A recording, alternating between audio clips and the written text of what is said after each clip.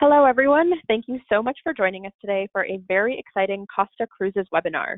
My name is Anna. I'm an Industry Relations Manager here at CLIA, and I'm going to just quickly go through some housekeeping before introducing our presenter. This webinar will run about 30 minutes with time for questions at the end. Please feel free to type your questions into the questions module of the webinar, and we'll get to them at the conclusion of the presentation. This webinar is being recorded and will be posted on CLIA's YouTube channel, which is CLIA Global. And with that, it is my pleasure to introduce our presenter, Scott Knutson. A 35-year veteran of the travel industry with 32 years in the cruise industry, Scott has spent his career working with the travel agency community. Scott started at Carnival as a business development manager in Northern California, rising to regional vice president of sales in the Midwest and then Southeast regions of the U.S., where he assumed additional responsibilities spearheading new business development. In 2008, Scott was named Vice President of Sales for Costa Cruises North America, and in 2011 assumed additional responsibility for marketing. During this span, Costa has recorded double-digit growth year after year. He oversees all aspects of sales, marketing, and distribution, including field sales, strategic alliances, sales operations, tour operators, incentive, and inside sales. And with that, take it away, Scott. Well, thank you, Anna, and hello, everybody. It's a pleasure to be out here speaking with you all again, whether it's good afternoon or whenever you're listening to this. Glad to get back together again, and as the title says, we'll be cruising together again soon. I wanted to share with you that we've got some great news at Costa. We're one of the first lines, particularly since we're in Europe, to begin sailing again. It's been a huge success. This is the fourth week of cruising. Our fourth cruise has gone off without a hitch. We've added another ship, and we'll be adding a third this weekend, our largest ship. So we're very excited about the progress we've made. I want to run through that with you a little bit to get you comfortable and also allow you to explain to your clients and prospects just exactly what brands are doing, in particular Costa, to get to this point. And just talking with Anna about, we can't believe it's October, and I thought back in March, I can't wait for October, because that means we're going to be closer to the end of this situation. So we are happy to be sailing again. Just give you a brief update. We've overcome some challenges. We've gone through international regulations, particularly the EU and the Italian government, to allow us to get back out to sea again. Many different countries have, in Europe in particular, in the Schengen area, have contributed to reviewing our protocols that we extended, and also accepting some of those that they recommended. So we put these into action. We're happy to report, as I said, that we're cruising together once again. Initially and cautiously, we've started with Italian nationals only and sailing to Italian ports only. Our next step would be European citizens in that 18-country area that make up the Schengen group. And then the continuing plan calls for a gradual yet responsible resumption of cruising with redesigned itineraries from April through November. And at that point, we're hoping that that will be available to North Americans. And that's the plan right now. It's very exciting. It's a little fluid. So when things change, we're able to make some changes there. And by doing the things that we're doing, we're giving the CDC here a good experience and a good example of how things can be done on cruise ships. And so far, it's been 100% effective. Our current sailings include the Costa Deliciosa from Trieste. I do have a video there, but I don't believe the technology is going to allow it to play very well. So if you're interested in seeing that, it's basically a video of the very first sailing of the Deliciosa back in September. And I got to tell you, by watching the video and then hearing from the people there, it was an amazing sight to hear the ship's horn go off a couple of times before sailing. People were cheering from the city of Trieste. And apparently, the people on board, there wasn't a dry eye from any of the employees, because it was basically 6 months in the making. And here we are finally putting these beautiful ships back out to sea with the first sailing of the Deliciosa. So she's sailing 1 week cruises now from Trieste well, she's sailing right now just to Italy, and then she'll start sailing to Greece here in the next weekend. Costa Diadema has just begun offering also a couple of different trips, a 12-day itinerary that'll do the Canaries and a 14-day itinerary to Egypt and Greece. And then soon the Costa Smeralda, which is our first cruise ship, and she was basically going to be, she was inaugurated back in February, but we didn't have a chance to really feel that that impact because that's about the time that COVID started. So we had to put off all those activities. So she's having a sort of a secondary re-entry into the market, but she's a beautiful, beautiful ship, 5,400 passengers, one of the largest ships in the world, and the first ship that's marketed globally with liquefied natural gas. So she'll be the cleanest ship in the world. She is the cleanest ship in the world. And we're excited to reintroduce her and eventually to Americans. And I think there's really an audience that's going to appreciate that clean fuel burning type situation. So some of the safety protocols we put in place, there's 10 major things, among others. There's about 50 or 60 that we put in place, but there's 10 things that I want to just run through with you quickly. But also, this will be in a PowerPoint. If you're interested, I can send it to you so that you can have it available for you or your team or your staff, or even for your clients if they'd like to see exactly what we've done. So attention to every single guest. Check-ins carried out online, open 72 hours, 3 days before your departure. So in order to receive a cruise ticket, they have to fill out the self-certification regarding their health. Boarding times are going to be staggered at the pier, and that'll allow for social distancing and ensure a safe boarding. And we're going to ask that your guests show up on time. Of course, we'll work with them. We'll have a little bit extra time in boarding. The ships will leave a little bit later, but it'll give us a chance to split up the departure times or the check-in times and keep that social distancing, which is so important. You can expect a health screening to happen on board to check body temperature. A COVID swab will be done, a test will be done for everyone intending to board. If there's any sign of a negative test, a second molecular test will be done, and that will preclude anyone from boarding. So they'll have to pass that second test. If not, they'll be denied boarding, and we'll make arrangements to get them either back home or on a different vacation. So a smart vacation, the best way to ensure onboard safety is to check in advance. So this is available on mycosta.com. Your guests, your clients rather, can go to mycosta.com before leaving, or while they're if they want to do a pre in Civitavecchia or Savona or Genoa or Venice, they can do it when they land there. But it will allow them to get pre-checked and save some time in checking in at the pier. Smartphone is going to be a big deal because thanks to the QR codes, we can now do a vacation that has digital security, but also means less paper, and also means that we'll allow them to look at menus in advance and at the restaurants and be able to order from their phone rather than from reusable paper, which has been done in the past. So that'll be an interesting and sort of a new way to look at it, but it's probably the way of the future. So I guess we might as well get used to it, right? Many other ways to stay informed on board with these. There'll be a lot of digital screens, monitors all over the ship in public areas, a dedicated TV channel in the cabin with typical offerings, but also other updates about safety and things that they should adhere to and where they can get information if they need it. We're not looking to have a short skirt or a sort of a short information desk available. We'd rather do that by phone from your cabin so that you don't have to stand in line, your guests don't have to stand in line, and we also adhere to the social distancing that's so important. More space. So the number of passengers on board is going to be reduced to make the distancing easier. Our first sailings went out at about 40 to 50%. We're planning to go out at that level and then eventually ramp up as long as we can keep the distancing in place. But that's going to be a work in progress. So we'll see how that works.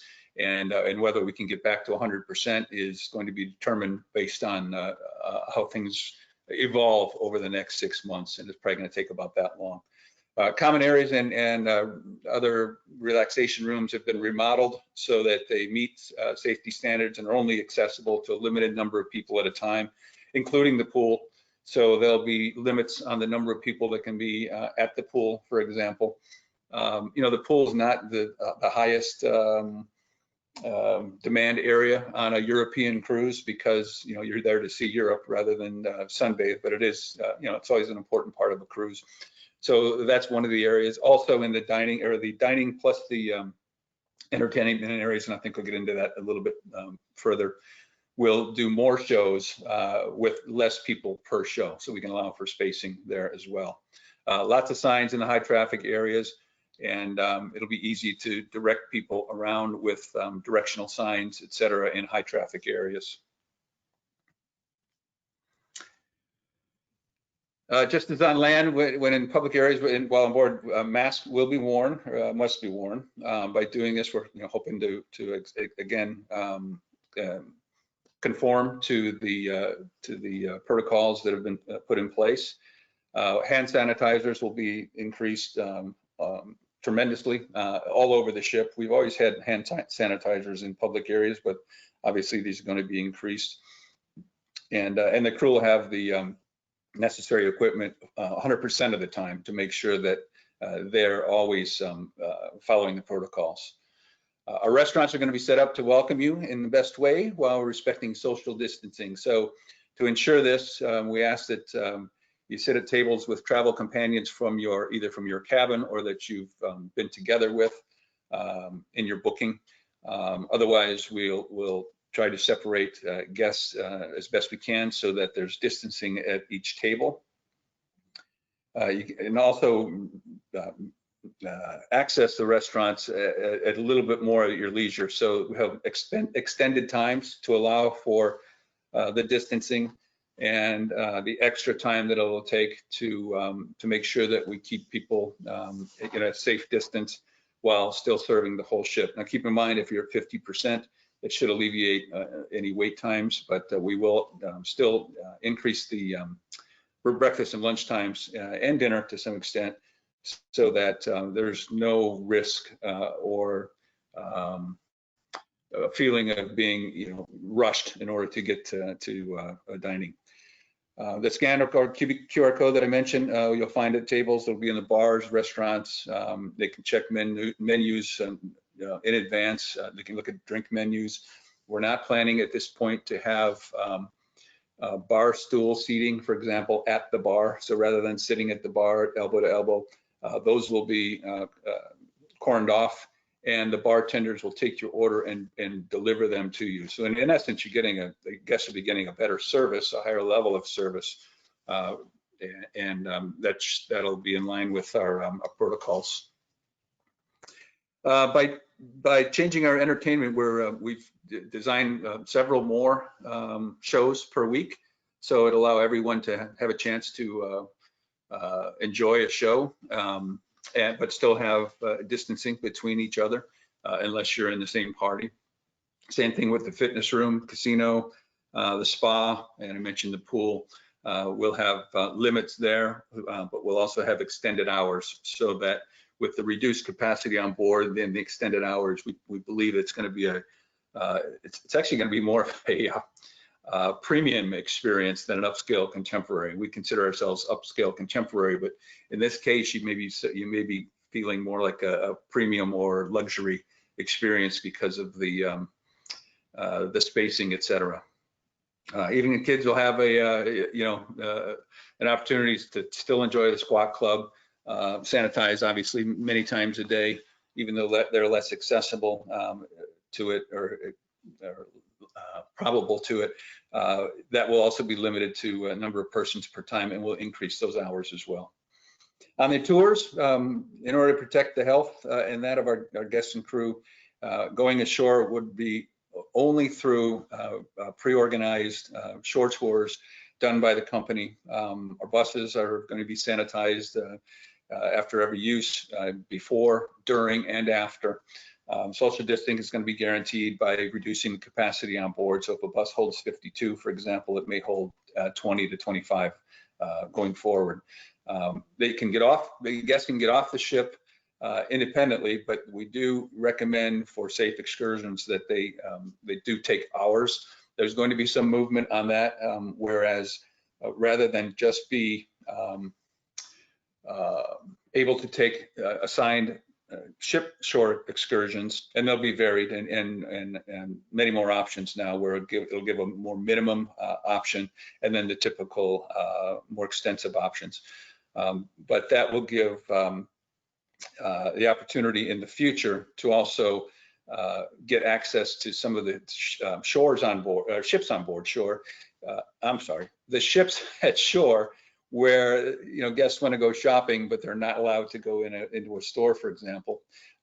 We're working on that to relieve that, and working with certain stores so that they'll have certain hours where it's just for that ship that's in port at that time to have access, and another way of just kind of keeping it into a bubble. We've improved the air, and we've made many improvements, enhancements, I would say, to the sanitized areas and the environment. I did a couple of days on board a ship here in the Caribbean a couple of years ago, because management wanted us to see how hard the crew worked. So I did, and I worked the elevators and the stairwell shafts for about 4 hours, doing literally about 200 railings, and I think I lost about 5 pounds, but that was back then. Now they're going to increase that fourfold. So they'll be cleaning those public areas, in particular railings, at least 6 times a day. The cabin's also going to be subject to virus-killing infection carried out by our crew. So they'll be sanitizing on a more frequent basis, and on board the ship, we'll change a little bit of the airflow, whereas the ventilation systems will offer the filtering of fresh air from outside versus regurgitating the air from inside. So that's a major change for us, and should be very highly impactful. All members of our crew have completed specific courses related to this, and everything that we're asking them to do. It's in their best interest, obviously, and those crew that are with us are dedicated, and it should be a very smooth and compliant situation. If any guests show signs of health problems, our crew members are trained to respond immediately and set up intervention procedures. So we'll also have them go through daily body checks and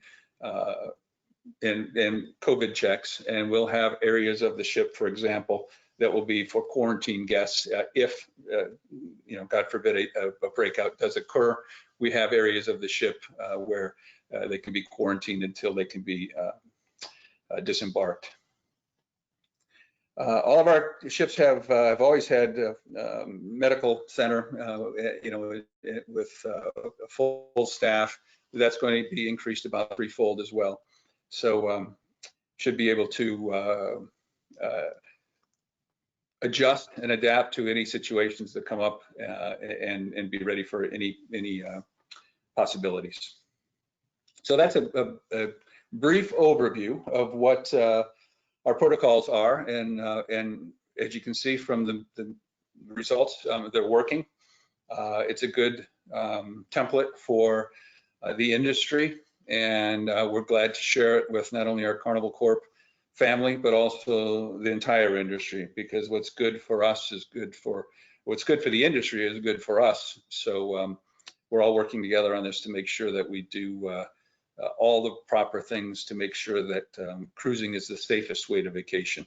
And by the way, I wanted to mention that guests are going to, your clients are going to want to get back out and talk about this a little bit later, but get back out and and see Europe, for example. And when you think about it, there's really no better way now. There's no more regulated way, no more strict protocol situations than a cruise. So if you're going on a land vacation and you're in 2 or 3 hotels or a resort, you really don't know what protocols they've gone through, because they haven't gone through the rigorous process that cruise lines have gone through. So we're looking at this as, if you're going to go to Europe, this would be the safest mode of transportation, because you are basically sailing in a semi-bubble where the crew and the guests are contained. They're contained even on shore to some extent, much more than it would be on a land vacation where it's just a free-for-all. So just wanted to throw that in. 2021 deployment. So we got a lot of things going on that we've enhanced and changed. The Costa Deliciosa in the winter will be in the East Med from Trieste. In the spring, she's actually going to do a charter cruise from North America in May, and with a Glenn Beck group that we've got on for about 14 days, and then she'll do a world cruise. That'll have some adjustments, so we'll see about that in the near future. Not a word cruise, but a world cruise. I have to talk to my marketing department there, my one person. Summer, fall, then she'll be back in the East Med from Venice and Bari. So we'll always have a position in the East Med, Greece, and a little bit of Croatia. The Diadema in the winter will be doing short and long med cruises from Genoa, 7, 12, and 14 days, which is unique for us. In the summer and late spring, summer and early fall, she'll do 7-night fjord cruises from Kiel. She's a beautiful ship. She'll be our largest ship we ever put up in North Europe. Fashionosa, spring, summer, and fall will be in longer Baltic and fjords from Kiel. So 10, 11, 14 days. Very interesting itineraries up there into Norway and Iceland. So interesting way to see it, and another beautiful ship.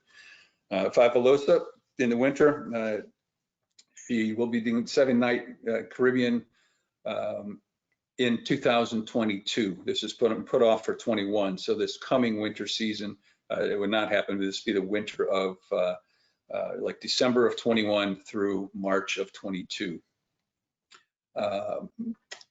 Costa Smeralda, so winter to fall, she's going to be set in our home in the 7-night West Med, doing Palermo, Civitavecchia, Savona embarkations. Also planning to do more Western Med with Barcelona and Mallorca. I believe Marseille will be in there as well, pending approval. Costa Firenze, she's our brand new ship. That means Costa Florence. So winter to fall, same kind of a thing, but she'll be 7-night East Med. I'm sorry, it should be West Med. So it's 7-night from Civitavecchia and Genoa to La Spezia, Naples, and other Italian ports. Fortuna, winter will do some short med, and then spring and summer and fall, she'll be up in the Baltic doing 7 nights. I believe she'll be heading towards St. Petersburg, Russia, et cetera, and that'll be in the summer of 21. Luminosa, spring, summer, and fall, East Med from Venice to the Greek Isles, and again to Croatia. Magica, also East Med, spring, summer, and fall. So we have plenty of ships in that area, but with different itineraries, of course. And then Pacifica, she'll be doing a West Med from Italian ports, and she will be getting into more Western Med, including Barcelona and Mallorca. Costa Toscana, she'll be introduced in the fall of 21, and her itinerary will be released in the coming months, but most likely she's going to be in the Western Med, which is our home. So what is the experience on Costa all about? Costa is the authentically Italian, upscale, contemporary brand of Carnival Corp. So we're somewhere in between, the fun and sun of a Carnival brand and the little more relaxed atmosphere of maybe a Holland America or Princess. So I would like to say that we have too much style for contemporary, but too much energy for premium. So we're in that upscale contemporary spot, which is pretty unique. You don't find many brands, if any, that are in that target. So, you know, people that don't really want to have the speed of a premium brand, but they also don't like the in your face of a contemporary. This puts us in a place that's kind of unique. So you get premium level service, you get the style and that you're used to of a Italian brand, but it's also done in a way that's very comfortable for our guests. So it's ideally suited for foodies, wine lovers, art lovers, I always say romantics, you know, plain old lovers, destination collectors, history buffs, and explorers. You know, people that like to go in and explore the places that we visit rather than just see it from a you know, motor coach window. We are Europe's and China's #1 cruise line. And North America's preferred cruise line for an authentic Italian cruise vacation. And I say that because we're the only ones that offer an authentic Italian cruise vacation. We've won awards for Best Med, Best Far East, Best Middle East from various organizations. Porthole's won, which is unusual because Porthole is a consumer magazine, and in America primarily. Yet the readers that of Porthole, who you know, if we're 5% of the market, voted us #1 in those places, is pretty outstanding. And USA tagged us one of the top 5 cruise lines in the world. Places we cruise include the Med, which is our home, Northern Europe in the late spring, summer, and early fall, Africa, Mauritius, Dubai. We're there from roughly November through March. We'll have some changes there this year. We're in the Far East, of course, with numerous ships, Indian Ocean, South America, with at least 3 ships in a normal situation. We'll be in the Caribbean. Now, we're not sailing from Florida this year, but we will sail from in the Southern Caribbean, and we'll have at least 1 ship going into 2022. We do sail around the world with a 104 to 106 day journey, and we do transatlantics, of course, when we're coming back and forth from the Caribbean or South America, usually 14 to 21 days.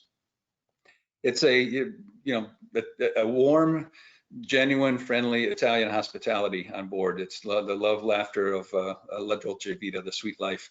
And it gives our guests a chance to explore interesting and popular destinations around the world, but also with people from all around the world. So if you have guests that are excited about, you know, meeting people from different cultures and different areas, different histories, etc., Costa is a perfect eclectic mix of that. If they're more interested in, you know, seeing Europe, but they'd like to do it on an American hotel, they're probably better off on one of the other brands, maybe one of our Carnival Corp brands. It is a fun and festive, you know, cosmopolitan ambiance. You know, you're like I said, you meet friends from around the world. The Italians love to have fun, so you'll see an 84-year-old out there on the dance floor at 10:30 at night dancing with his 4-year-old granddaughter or great-granddaughter. But they do love to have fun. They enjoy life, and it's a very exciting atmosphere on board. And you know, the Italians are known for their friendly service and friendly attitudes, and it's just a wonderful way to get an Italian experience while seeing 5 different ports, for example, 3 different countries, but I'll do it in Costa style. Now, there's a video here that I'm not going to be able to show, but it's how do you say a holiday in Italian? It's basically Costa. But I'd like to send this to you if you want to see this. I can send it to you. You can use it with your clients.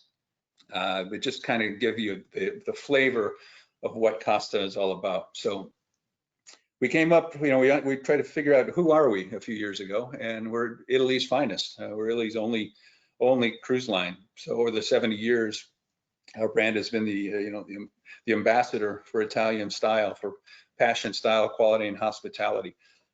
Ideal for those looking for a fully immersive, uninterrupted international experience without the international price tag. So you can do the whole international experience, wake up in a different port every day, and see, like I said, 5 different places. You can do a pre and post in Barcelona or in Rome or Marseille, and do it for literally $100 a day. There's no other way you can do that in Italy or in Europe for that kind of quality experience, and see those kind of places in a week. You'd be totally exhausted. With us, you can wake up every day to a new vista, and it's just a wonderful way to go and to get a lot of different experiences in 1 week at a terrific value. So we incorporated, we looked at our Italian friends and other brands and made agreements with them on board in terms of cuisine, culture, art, style, entertainment, the atmosphere. So we partnered with Ferrari Sparkling Wines, for example, Barilla Pasta, Nutella, Coffee, and a number of others. And we've had exclusive partnerships with them. By the way, we also have a sustainability project where any food that is not consumed or not utilized on board is given to local organizations to feed people in need. And we do that so that it's a taste not waste program. So we ask our guests, taste it, but don't pile your plate if you're not going to eat it. And the guests have really been behind that. And what they tell us is they appreciate it. The Europeans tend to eat less than Americans anyway, but our American guests have said, wow, it's wonderful to be able to help these communities just by not overindulging when I didn't want to in the first place. So what is cruising going to look like in the future? We're getting there, and soon we're going to be free to return to our new normal, which means, socializing, getting together with friends, doing those, basic things that involve human connections that we've all been forced to put on hold. When that time comes, and it's coming, now, and it will come soon in America, it's going to be accompanied by an increased desire to enjoy life with those people, with your friends, your family, your loved ones, your neighbors, your people you just want to get back together with and get back in touch with. I wanted to put this in because I really believe it. It's just, and I had some experience with this a few years ago at Costa, but it's been said that difficult times are for the moment. They will pass, but let them awaken us to focus and protect the good things in life by celebrating life, family, friends, and our health while we can. Perhaps things that we weren't paying attention to previously. And I think that's really going to happen. I think people are going to look at this and say, let's get out and do this. What are we waiting for? We just learned that something like this can happen, and it's time to, not say let's do this tomorrow. Let's do this now and make this happen. So that combination of celebrating life and the ability to do so while traveling is going to result in an increased demand from vacationers of enjoying the world together. And I think they'll do it in groups. They'll do it in groups of 4, 6, 8, 10, 50. And right now they can't, for the last few months, you couldn't even gather together. Now it'll be a way to do that while traveling. I think it's going to be a dynamic combination. It's also going to result in the need to contact a travel professional because they're going to need somebody to guide them through this new reality and help them secure something to look forward to in the future. It's going to be a different world in travel.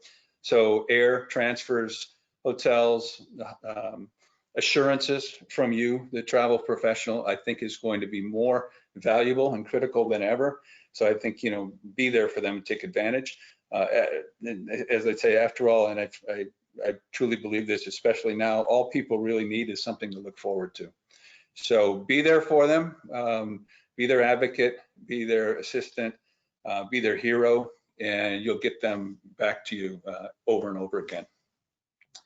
So we are here for you, always have been, but we've been fully supportive of our travel partners. You guys do 90% of our business. We don't market direct.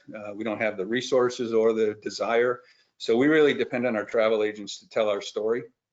Costa is #1 in Italy, 57% market share.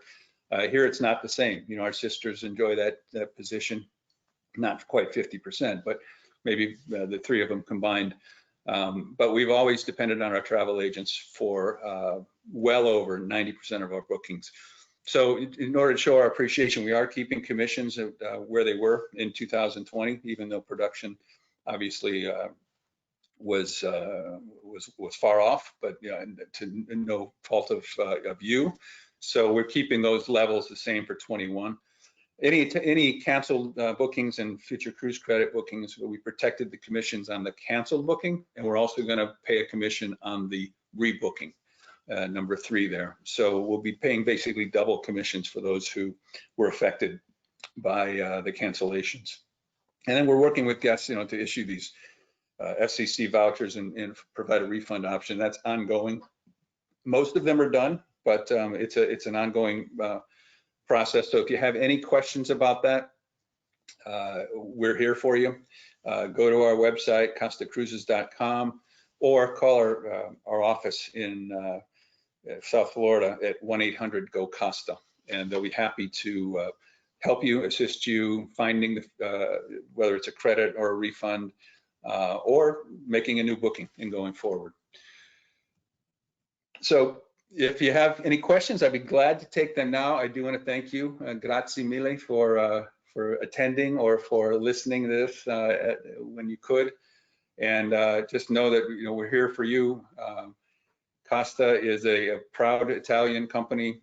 Obviously, we're part of Carnival Corporation, but we feel like there's a tremendous opportunity for agents to look at a different niche in the market, and it's that upscale contemporary cruise market that right now I think is going to be in tremendous demand going into 21 and 22. So thank you, and let's start taking some questions, Anna, if you're up for it.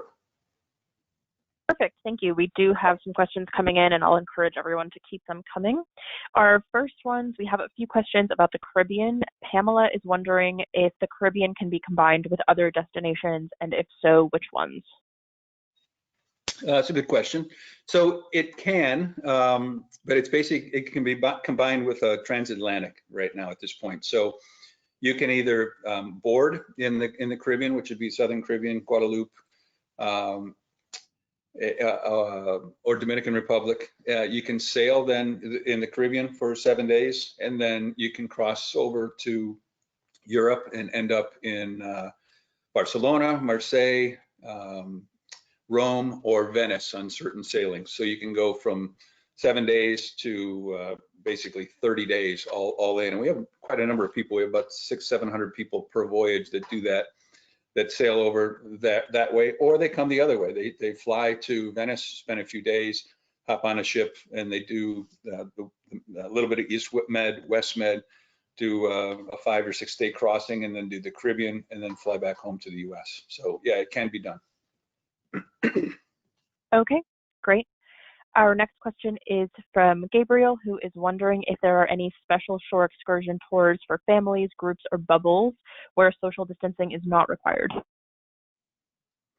That's a good question, and we were just talking about that yesterday on a call with Italy. We're working on that. So we have a program where it's called Shore Tours, where guests can actually go to our shore department on board, or they can arrange it in advance if they want to do something unusual. They want to do something with a group, whether it's 2 people, 16 people, 50 people. They want to go off to a winery and do something that the ship doesn't offer. So we're working on that as we roll out this new process to make sure that it is safe. And I don't think it's going to be too far in the future where we'd have that available, particularly in the Med, where you can basically custom design something and do it in a small group. So maybe you take a van, for example, with 14 capacity, or a motor coach of 52 or 56. But if it's a combined group, you don't have the social distancing necessary. Okay, great.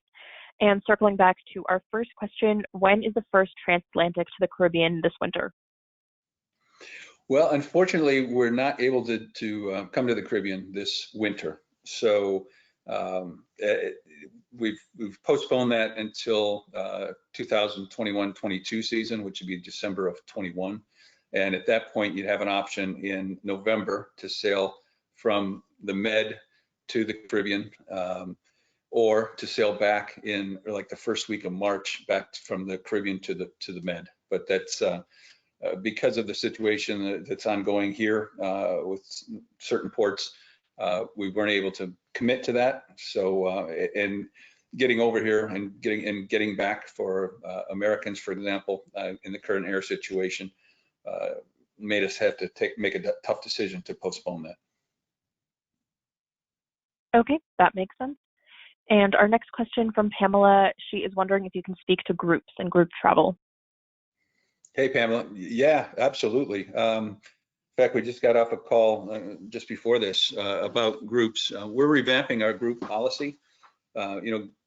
Groups with us it's a fantastic way to go. I mean, who wouldn't want to go over to Europe with a group of friends or an incentive or association, churches, etc.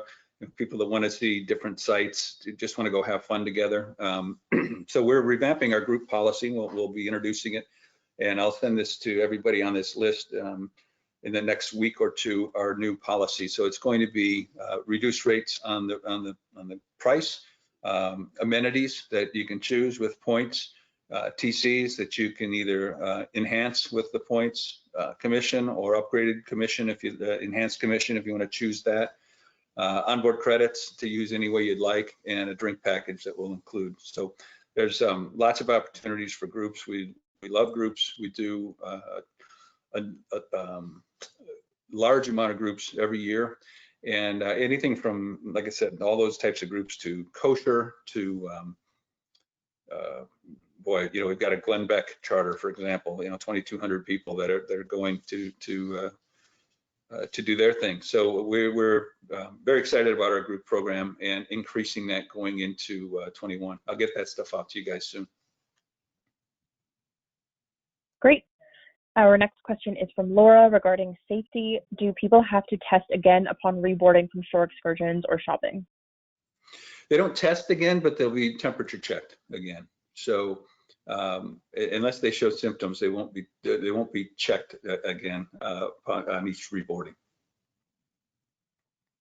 Got it. That makes sense. And it looks like this will be our last question from Beatrice, who is wondering about solo traveling. Do you have solo cabins, and if so, how many? Hey, Beatrice. We do have solo cabins. We're enhancing that program also. We don't put a number on it. It basically depends on the inventory that's available, but we do have it, and it's anywhere from just a flat rate 100% to up to 180%. But a lot of times we can get it less than, almost double the price. So it depending on availability, some sailings we can do it at just 100% and have a cabin to themselves. Okay, great.